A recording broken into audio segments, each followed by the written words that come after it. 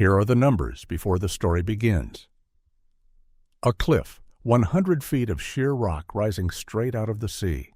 6 enemy guns at the top, each one able to throw a shell more than 12 miles, far enough to reach 2 of the invasion beaches at once. 225 men ordered to climb that cliff and destroy those guns. And by the time it was over, fewer than 75 of those men would still be standing. That is the arithmetic of Pointe du Hoc. It was, by almost any measure, the most dangerous single mission handed out on the morning of D-Day. And the cruelest twist in the whole story is that when the Rangers finally clawed their way to the top of that cliff, paying for every foot in blood, they reached the guns they had been sent to destroy. And the guns were not there. Let's start with why anyone would order men to climb a cliff at all. Between the 2 American beaches, the one codenamed Utah to the west and the one codenamed Omaha to the east, there is a finger of rock that juts out into the English Channel. The Germans had recognized it for exactly what it was, a perfect place to plant heavy artillery. From that high promontory, big guns could fire down onto both invasion beaches and out at the Allied ships gathering offshore. Allied intelligence reported that the Germans had installed 6 powerful guns there, captured French artillery pieces with a range long enough to reach the landing zones in both directions. If those guns were active on the morning of the invasion, they could turn the beaches and the fleet into a slaughter. The Allies threw everything they had at the problem from a distance first. In the days before the invasion, bombers pounded the position. On the morning itself, warships, including the great battleship Texas, and destroyers raked the clifftop with naval gunfire. But the planners knew that bombs and shells alone could not be trusted to silence guns dug into reinforced positions. To be certain, someone was going to have to land at the base of the cliff, climb to the top, and destroy the guns by hand. That someone was the 2nd Ranger Battalion, an elite American unit, and the man chosen to lead the assault was Lieutenant Colonel James Earl Rudder. The Rangers had trained for this with British commandos, practicing cliff assaults until the impossible became routine. The plan called for a small force, roughly 225 Rangers from 3 companies, to land directly beneath the promontory, scale the rock under fire using ropes, ladders, and grappling hooks, seize the top, and destroy the guns. Other Rangers waited offshore, ready to follow if a flare signaled the cliff had been taken, or to divert to Omaha Beach if it had not. There is a small detail worth pausing on, because it tells you how strange this mission was, even to the men running it. The officer originally slated to lead the assault was replaced at the very last moment. During a final briefing, he had reportedly argued that the guns at the top had already been moved, and the whole bloody climb was pointless. The command decided a man who did not believe in the mission could not be trusted to lead it, and so Rudder himself took command of the assault. Remember that argument. It is going to matter. The morning of June 6th went wrong before the Rangers even reached the rock.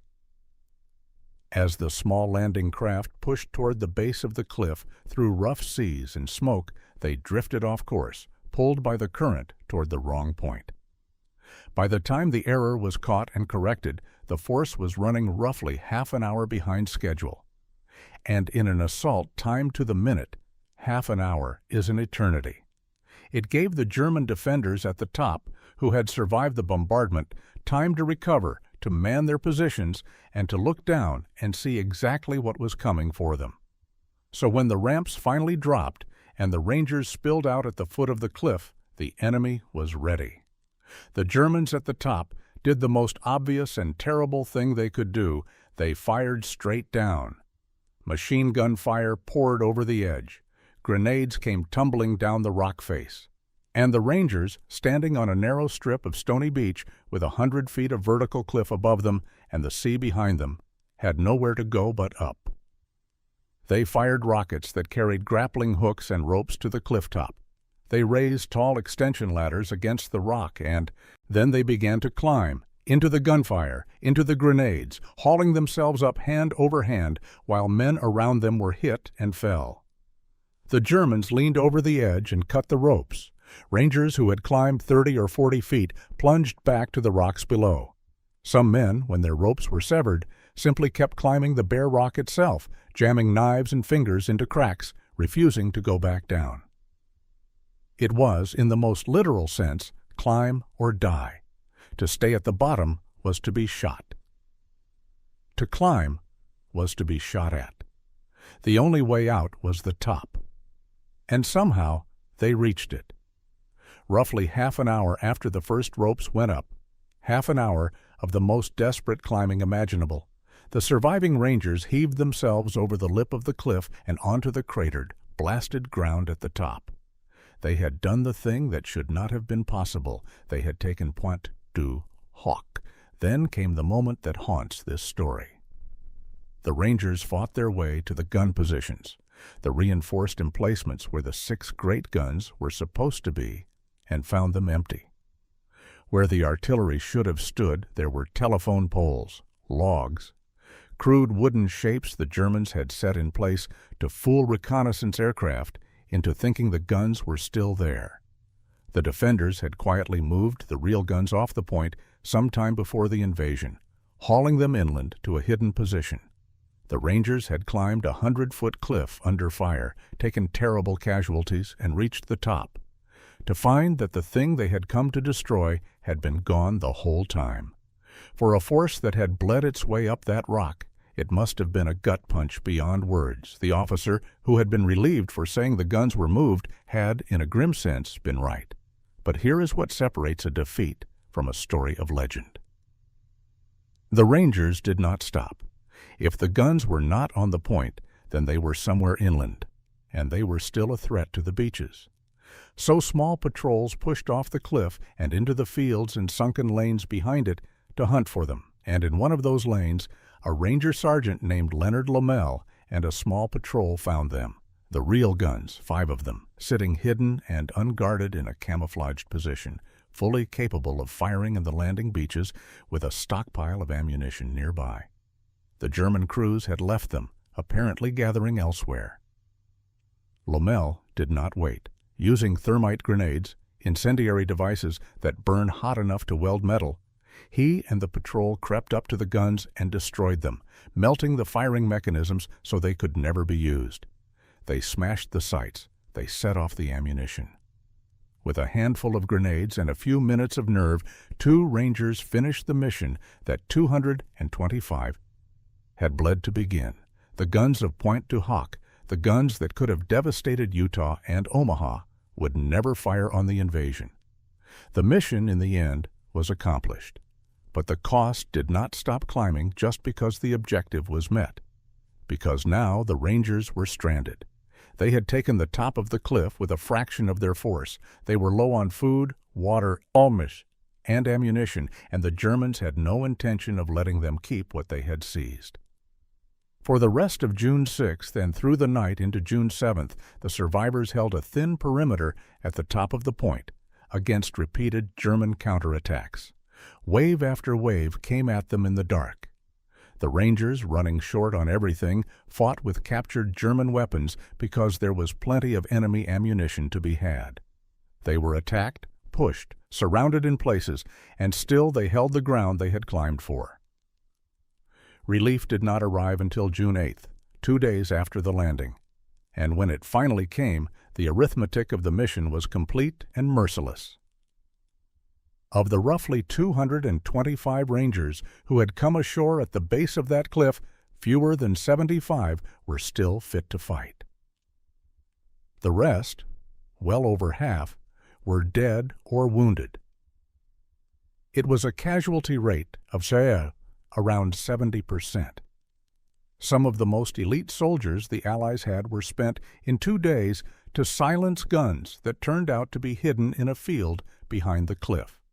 So how do we weigh a mission like that? On the surface, you could call Pointe du Hoc a tragedy of bad intelligence. Men climbed a deadly cliff to destroy guns that were not where they were supposed to be. 2/3 of an elite battalion was lost. The officer who said the climb was pointless was, in the narrowest sense, correct. If you only count the empty emplacements at the top, it can look like a sacrifice for nothing, but that reading misses the point entirely, and the Rangers understood why. The guns were real. They were a genuine threat to two beaches and a fleet of thousands of ships. On the morning of the invasion, no one on the Allied side could afford to gamble that the position was harmless. The only way to be certain those guns never fired was to put men on that cliff and have them confirm it with their own eyes and their own thermite grenades. And the Rangers did exactly that. They did not just take the cliff for nothing. They took it, hunted down the relocated guns, and destroyed them before they could ever be turned on the landing. The mission worked. It simply worked at a price that is almost unbearable to look at. That is the truth of Pointe du Hoc. It is not a clean story of triumph, and it is not a story of waste. It is a story of men who were given a mission that could only be confirmed in person, who climbed into machine gun fire to do it, who absorbed the shock of finding their objective gone, and who finished the job anyway, and then held the bloody ground for 2 more days until help came. The guns never fired on the beaches. That is the fact that matters, and it was guaranteed by the courage of a few hundred men on 100 feet of rock. Years later, that windswept point of land became one of the most sacred sites on the entire Normandy coast. The German bunkers are still there. The craters from the bombardment are still there, and the monument that stands at the top is built right on top of a German concrete position, looking out over the same sea the Rangers crossed and the same drop they climbed. Stand at the edge today and look down, and the impossibility of it hits you all over again. 100 feet of vertical rock, guns at the top, 225 men told to climb it under fire. They climbed. Most of them paid for it. And because they did, the guns of Pointe du Hoc never got their chance to turn the beaches of Normandy into a graveyard. Climb or die, the Rangers had been told without anyone ever saying the words. They climbed. And the war moved one cliff closer to its end.